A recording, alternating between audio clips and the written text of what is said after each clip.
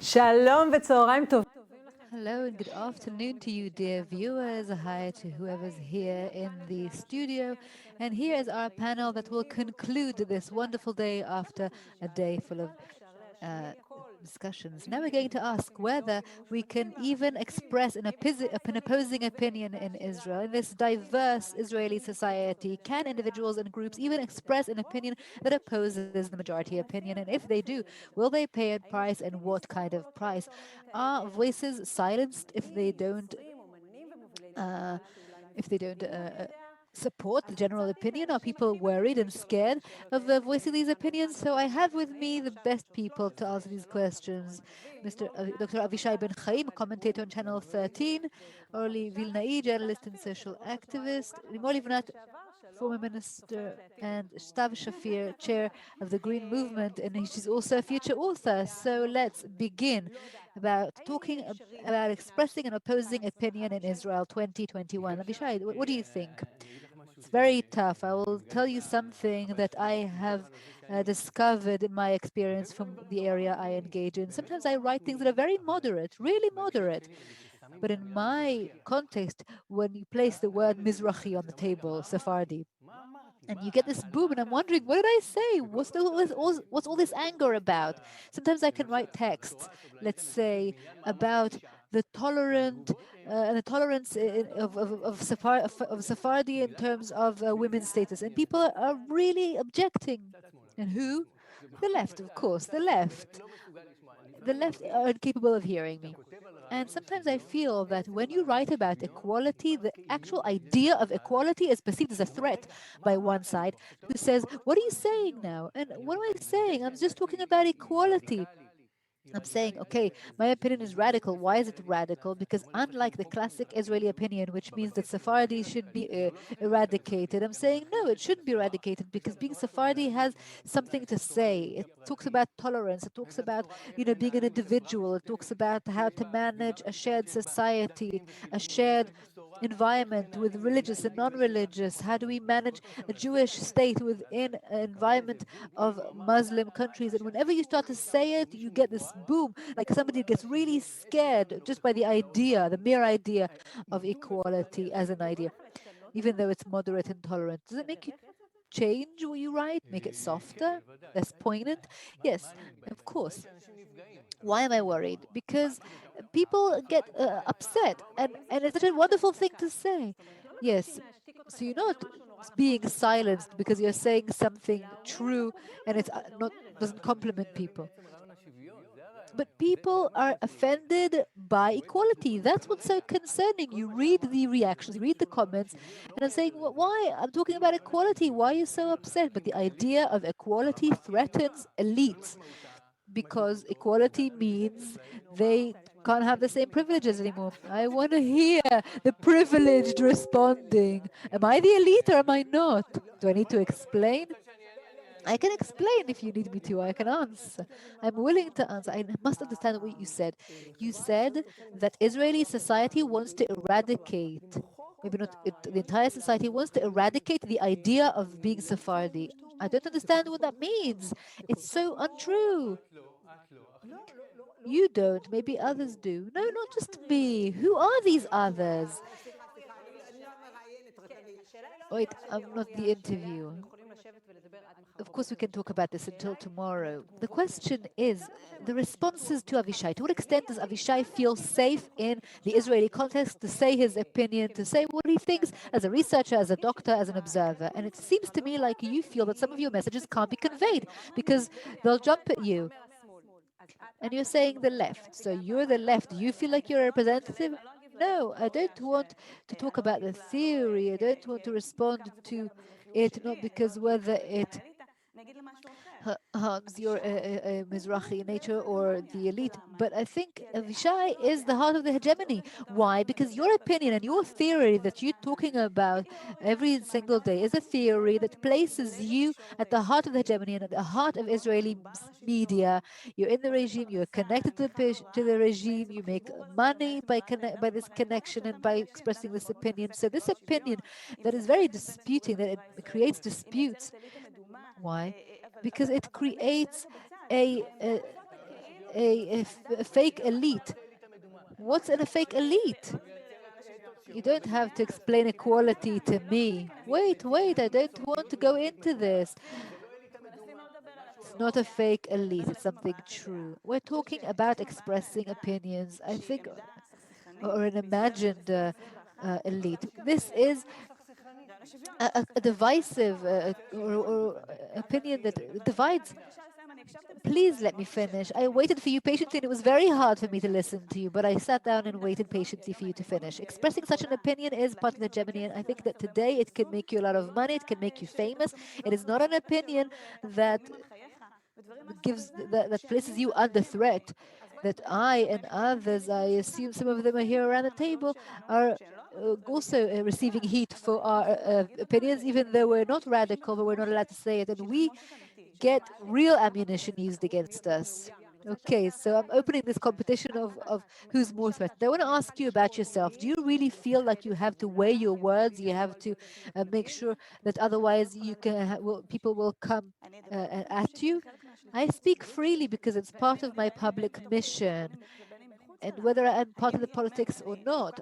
But do I take into consideration the fact that I get threats? That I have to have security, that I had people waiting for me underneath my house trying to scare me. I take that into consideration and know that it's a price I have to pay. But you express the opinion of those who are in the media, who in the academic world. You are their voice. It's just not true what you're saying. Hegemony in Israel is no longer there. I think this, Avishay, you're also in opposing cognition because you and yours are in the regime for in power so many years. But I and others, and there are many others, journalists, politicians, whose lives are really threatened, not just comments on Twitter, real threats. They lose their jobs because of their opinions. So let's, compare the real things. Okay, so maybe both of you are scared. Maybe there's a whole mainstream that is now overriding the margins. Let's ask you. Here's a case where within the mainstream, within nuance, you move from one party to another, or you turn your back to a political leader. I want to ask you about that. Did you feel like you were getting hit by that? That you got the heat? I wanted to stop you while you were asking. I did not turn my back on a leader. It was the leader who turned his back on the values of the larger, glorious movement, and I didn't turn my back on it. I had to find myself and to come out of this movement that was my home for almost 50 years because of that leader who convinced himself that he was under threat, that he was persecuted, and he tried to convince a very large public of that. And as a result, he takes steps of delegitimizing all those who criticize his steps. Talk about yourself. I'm getting to that. I'm getting to that. But I had to say, first of all, the general background, because you said that I was the one who turned my back on the movement. I didn't turn my back on the values I grew up on or anything else. But yes, once I started to criticize the leader, and when I say the leader, it is a very good definition because he is starting to behave with characteristics and traits that are very similar to that of dictators around the world. From that point onwards, I and those like me, not just me, but maybe I am very prominent in this. I became a leftist with both spellings of Hebrew, which kind of emphasizes the delegitimization, then a traitor, and I'm called a traitor on Twitter, in talkbacks, in comments. I'm called a traitor. Of course, I block whoever calls me a traitor. I don't block those who call me a leftist, but I do block those who call me a traitor. Then they say we are a disease. Then he calls Sa'ar and Bennett and Lapid suffering. That's what he called them. But that's what happens. That's what happens. And that's where it comes from. And then he talks about Salah Khadim. And when I write papers or criticism in Yediot Aharonot, and when I get interviewed for the last 3 years, and when I get threats, they don't threaten my life, but yes, they do really rude, crude words, and I don't take offense because I see who writes them, but they're all false, or in most cases at least, all kinds of lies about me, then I certainly see where it comes from. I see where it comes from, where it originates from. They don't make it up. It doesn't come on its own. It comes exactly from what I said, from the leader who is aware of his leadership. And I'm not hegemony, I came from exactly the same place, but it is what it is. Avishai, it sounds scary. What Limor is saying, what Stav is saying, and I can also say about myself that when I touch fire, I get burned very, very badly. And sometimes I prefer saying I'll write about divorce, I'll write about other things. I don't even want to voice these opinions because there's something about social media and you feel it, and I see it on your wall. That this fire spreads like wildfire. I think that we're missing the huge event we're in. I think that this is a super dramatic event. My boundary has always been, despite my national views, I object to a right-wing government. I want a unity government because there's no other option. I don't think we should annex Judea and Samaria because I don't want to go to war with half of our people. That's how extreme I am. So the thought that we can solve it because we have a prime minister. You can say dictator and really terrible things that you said. In the last elections, there were ads, not someone who writes a comment on Twitter. There were ads of the first Israeli campaign, first Israel campaign, who were comparing him to Erdogan. Erdogan Erdogan took over authorities and powers. Erdogan took over authorities from the government, and Netanyahu did very similar things. We have a prime minister here who is a beloved prime minister, as beloved as Herzl, and as beloved as Begin. And then you say, what am I going to do with this TNT? How am I going to neutralize it? Well, there was an opportunity to neutralize it with a rotation, stepping off the stage and letting Benny Gantz be a prime minister and letting him be the alternative prime minister. But I know that people are blaming Netanyahu, but it's not just that. The protests on Balfour, they didn't break out because of the fear that Netanyahu won't honor the rotation agreement and won't allow this change in power. It was because the Balfour protesters thought that there would be a change in power. But how can you speak on behalf of these people? I protested there. You're saying on my behalf what my opinion was. I want to say something about what Limor said because Limor and I almost interrupted you when you said that she turned her back on the leader. Limor went with her views, went with her values. She didn't blindly follow the leader, and she was very brave. And in Israel, that's so open and so equal, this should be commendable and not lead her to be attacked. And I want to take this discourse, to this discussion, to a different place. In the name of freedom of expression, we are encountering views that are a crime against humanity, racism, like Ben Gvir's views and others' views, people who are part of the regime and they are members of terror organizations. Ibtisam Marana, I didn't understand the reaction. I didn't understand the reaction because I'm now talking about one thing and immediately, automatically, you're trying to take it somewhere else. We're trying to talk about discourse in Israeli society. Let's come back to that. When I a year ago went to court against Itamar Ben-Gvir and the Otzma Yehudit movement, saying that they shouldn't go they shouldn't be candidates for the Knesset. And I also did the same for Balad. I used what's been said by Dan Meridor and Miki Eitan about Kahana years ago. If you read Kahana's platforms and what Itamar Ben-Gvir follows, it is really disgusting. It is nauseating in ways that are hard to explain.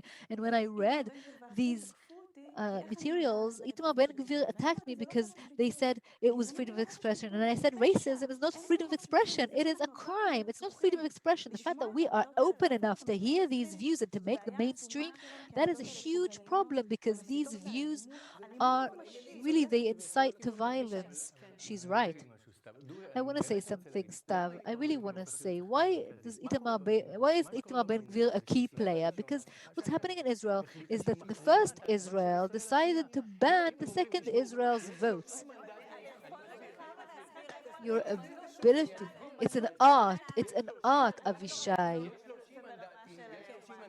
There are 30 mandates that represent a public. He takes everything that I say and turn it into the first Israel and second Israel theory. There are 30 mandates that are underrepresented in the media, underrepresented in the justice system, underrepresented in the academia. All they can do is vote. They vote Bibi. If you don't ban Bibi, then we have a central government. We can have a unity government. Avishay, you should ban half the people. The ivory tower that you're in, the ivory tower you're in,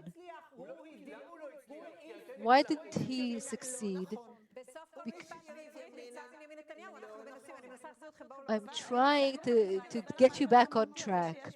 I want to talk about something more material. There are almost 1 million unemployed. We have a huge deficit. Israeli society is divided and crumbling, and every discussion is first Israel, second Israel, Bibi. Instead of just looking at the fact we don't have a state budget, the weakest people in society are thrown to the margins. They have no hope. That's what we should be talking about. And you're trying to stop this opinion because it's this imagined agenda. But as part of this opinion, watch what you're doing. How can you speak on behalf of the weak people of society? He can speak on their behalf. It's okay. It's his right to speak on their behalf. What you're saying is true. What you're saying is true. It's his right to speak on behalf of the weaker people in society, to come and say now that if only Bibi had 30 mandates, and let's say he has 30, maybe he has 35, it doesn't matter. For 3 campaigns, he could form a government. He left Yamina out of the government. He could have taken Yamina. He has played a key part in this, but that's not the point right now. It's not the question. We're now talking about a situation where we're in now, where after 2 years of a very difficult situation the state is in, a rotation agreement that he has breached, a budget that he has decided not to approve, and that's why we're still living in 2021 within a 2018 budget that was signed in 2017. Okay, now we're going back to politics, and I want to go back to the questions of our society because in 2 weeks' time will be a day after the elections, maybe the day before the fifth elections. But this game of we and us, this circus that we are creating, are we really as divided as Stav said? Limor, do you really think it's true? Yes, I certainly think there's we and there's they, and there are those who make sure it's that way. The prime minister, he makes sure that there is division, and then he goes and says how he loves everyone, how he's in favor of everyone, how he wants to unite everyone. Okay, let's not talk about Netanyahu. Netanyahu is gone. We're all going there, and it won't be there the day after. It is a traumatic event. Yes, a traumatic event in Jewish history indeed, but for the exactly opposite reasons. We see this differently. But yes, there's certainly a trauma. I do think so. I think that there are huge rifts and divisions within Israeli public. When Avishay ben Haim talks and repeatedly talks about first Israel and second Israel and hegemony and so on and so forth, it is something imagined as far as I see it that creates division and polarization. The matter of the Sephardi, the Mizrahi, It's something that you don't know anymore. Do you know Amrousi? Is that your maiden name? Is that your married name? It's mixed already. Yes, that's what's so lovely, I think. And Stav, I'm the only one, unfortunately. I am Ashkenazi. I'm sorry, I apologize for that. But this coming together, this mix of the different origins and ethnicities, so we marry each other. Yes, so this mix of the Israeli tribes who have come from over 100 or 120 countries and have come here to Israel, the idea of the melting pot, that was not a good idea at the beginning, that started to eradicate the Sephardi culture, and I think it was wrong and it was very harmful. But now we're in a different place, an entirely different place. I think that you and Avishai agree. And the attempt today, and what Avishai is doing, just like Miri Regev tried to do, to try and pit one public against another. The pitting doctor, okay, I think it is very harmful. I think it's very wrong. And it's very unfortunate. I think the data is clear and it's undeniable. First, Israel chooses a leader. It's Begin, it's Deri, it's Rabbi Ovadia, it's Bibi. And then first, Israel tries to assassinate their character. And I don't know how you can deny it when you look at the figures. Okay, your point is clear. If we look at voting data in Netivot, in Sderot, in Kiryat Shmona, everywhere that is second Israel, there's not a single place in second Israel where Bibi has lost. And what's worse, there's not a single place in first Israel where Bibi has won. So we can't run away from this rift. It's here, it exists, and now we have to know how to address it. And in this move of the elite, wait, what's this state? This elite that has made Netanyahu a target of the justice system. This is never going to end.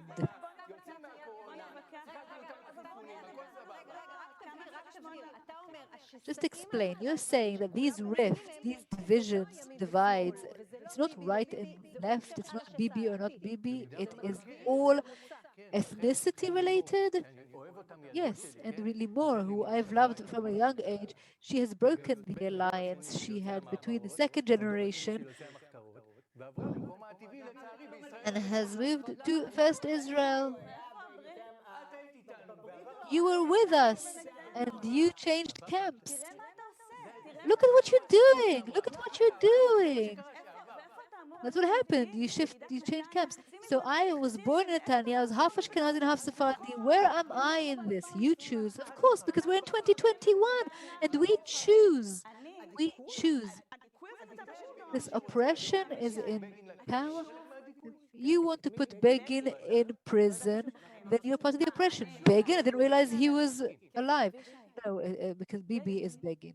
Begin, Avishai, is the strongest thing about him was taking care of the weak, even from the opposition.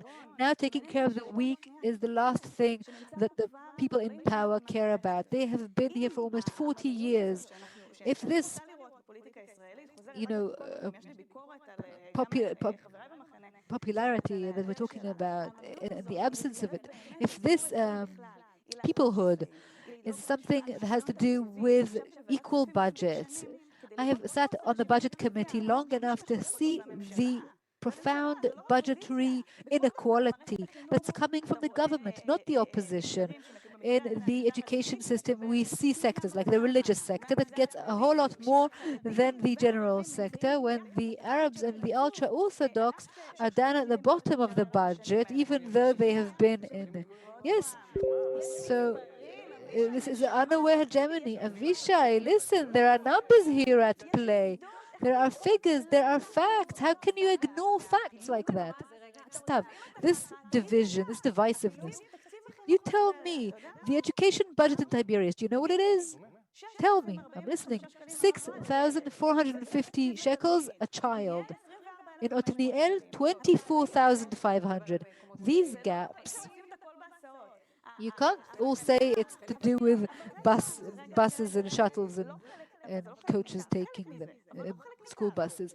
It's part of it, but it's not all of it. And it's also a matter of subsidy from the Ministry of Transport. So we want a unity government. And to make, says Avishay, we must have a unity government. I would be very happy to finish like my last sentence. What I'm saying is don't give less, give the same. And a true battle on behalf of the weak is to give the same to the ultra-Orthodox, the same to the Arabs, the same to everyone, because we want one society. And whoever's in hegemony, whoever's in power, doesn't care for the weak. And the story is no longer that. It's all a matter of how we see our future. That's what we should be talking about. These tribes, this divisiveness, these rifts, the abyss. You see it on the street. You told me in the green room that you have religious friends. Are we really this divided? Are we really this fragmented? I see trends within the education system, but also as part of the media to create division in a society that desires to be much more united, a society that really deeply and profoundly wants to know each other. Even though we have this hate discourse, we are heterogeneous. We see a lot more collaborations, even in mixed cities. We see how the young people want to collaborate within Israel, but also globally with people who are not exactly like they are, not like them. When Israelis want to just like flowers among the rocks, when there is a huge event like COVID-19, people help one another, don't ask one another where they've come from. It's not what people want. I want to say something about what's happening here and what Stav has just said. First of all, we see that the media, you talked about the media, you're talking about exclusion from the media, you said that the media is all in the hands of right wing or those in power. I want to say a few things about that. The media, much like the state advocacy, the High Court of Justice, or the courts, it would be that we should make changes in the High Court of Justice, not the High Court of Justice, but the entire justice system. The state advocacy, the media, that was certainly biased, and in some places is biased. So you want more diversification, more diversity on what axis? First of all, politically, of course, but not just politically, also ethnically. The traditional chair saved for a Sephardi judge in the High Court of Justice, we shouldn't have that anymore. It's really embarrassing. And I, too, as a woman, feel in the past there was a one seat reserved for a woman. Now there's more. But it's a process that's happening, and it didn't happen for the Sephardi. And it's not the right thing to do. It's inappropriate. The same is true for Israel prizes, all sorts of areas in which we feel and we see that things are not normal, things are not right, things are not proper, and they should be solved. But the question is the solution to all of that to go to attack the High Court of Justice with a D9, as Moti Yogev has said, or as the Prime Minister said to the merchants or the business owners he had coffee with, or at whose expense, I don't know, who put money in his pocket. Maybe you should get on to Salah Khadin, which was another statement made by the Prime Minister. Is this the way, or should we create logical, reasonable reforms? I think there is room for improvement, room for repair, but they shouldn't be aggressive. And that's the difference between what BBC sees and what I see. That's the difference between what he does and the way I see things. I personally, you said that you sometimes stop yourself from writing about things that may draw fire. I don't. I don't stop criticizing, and I won't in future. That, of course, makes a lot of people angry. How am I, where I came from, and so on? Avishay will say you don't jeopardize anything. You're not risking anything. You're now joining the mainstream that says we don't want to see Netanyahu, so you're not risking anything. You don't make me angry. You hurt me. I'm sorry, because you broke an alliance. I didn't mean to hurt. I don't think I broke the alliance. It was the prime minister who broke the alliance, not me. He broke the alliance, he broke this pact between the large, glorious Jabotinsky Menachem Begin movement, where being, in favor of the state is what's most important. That's what he broke, that's what he breached. And that's the toughest thing, the hardest thing that we can't live with. And you said that you're willing to let go of annexation. Perhaps it's true. Perhaps it's true. But you keep. It's like you said that he's voting against the disengagement, and that's a huge lie.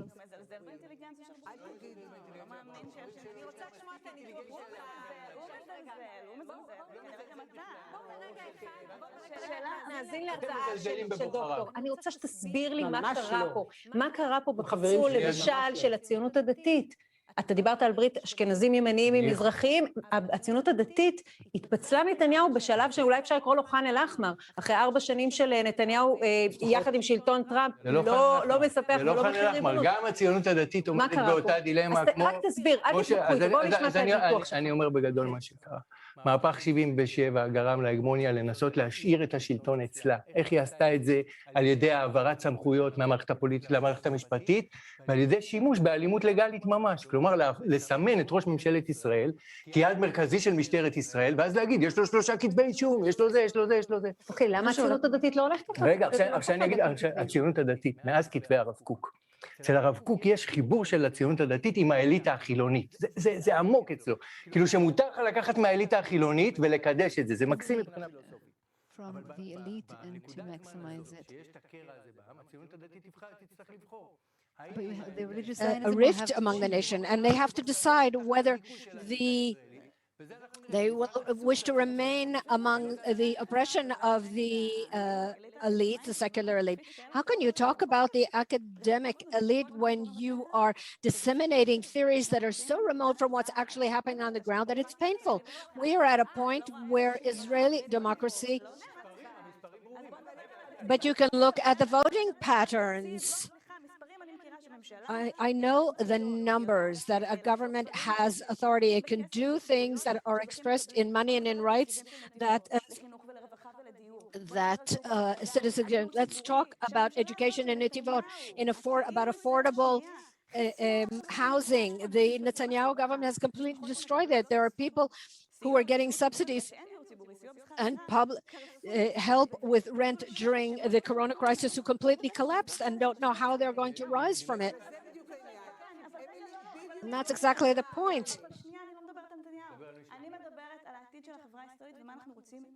I'm not talking about Netanyahu, I'm talking about the future of Israeli society and where we want to find ourselves. We continue to swim in the past and continue to fight.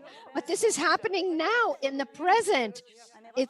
We're talking about the second Israel right now. What does that have to do with us? How are we at fault? It doesn't help that you keep repeating the same thing over and over again. It's not reliable. It doesn't make sense. Although you are saying many things that are not true factually, and I want to correct you, but this discourse, we need to talk about what the future will look like. Will it be a future in which our heterogeneity is a tool? We won't talk about identity politics or who is Mizrahi and who is Ashkenazi, men, women. We want to connect. We want to be a single society. And how do we do that? Or do we want to continue the conflict in the name of all kinds of theories instead of touching on the real issues? Does that make us one society?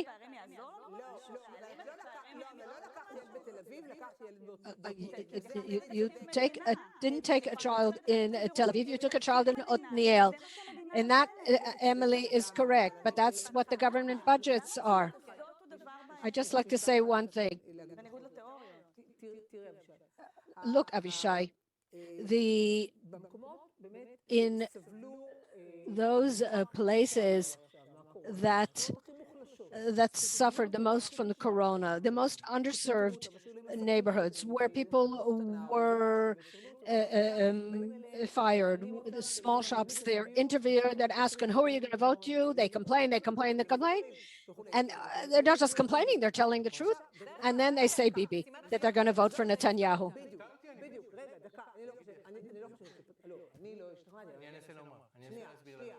I'll try to explain that to you. And then I say to myself, it doesn't make sense. There's something here that doesn't make sense. It's contradictory. And the answer I give myself, these are people who, based on what they're accustomed to, they've voted Likud for so many years, they're unable to vote for a different party as far as they're concerned, even if Bibi is the prime minister right now. And there are difficulties,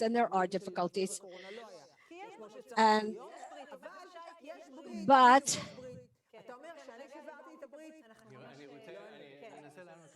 I'll try to answer. I think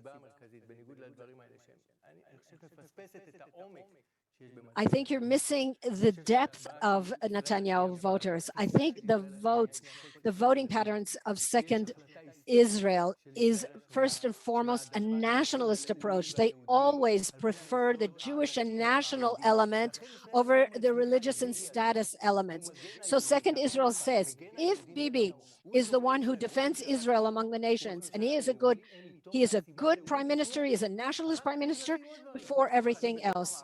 And then you get into this whole conflict in Israel. And it happens that a public that is under the oppression of the elite, they choose someone from among the elite to fight the elite, and they fight the best among the elite in the case of Netanyahu, and so that it will fight their battle for equality. But there are a lot of Mizrahim that have a different identity already. But Avishay categorizes them by their voting pattern rather than anything. And this is an old discourse. It's not a question of Bibi or not Bibi anymore, or first or second Israel in this context. There are other subjects we can talk about historically, but we need to talk about the future. Israel is facing huge challenges, the coronavirus and what's going to happen afterwards, the environmental challenges that everyone is fighting except Israel for some reason. And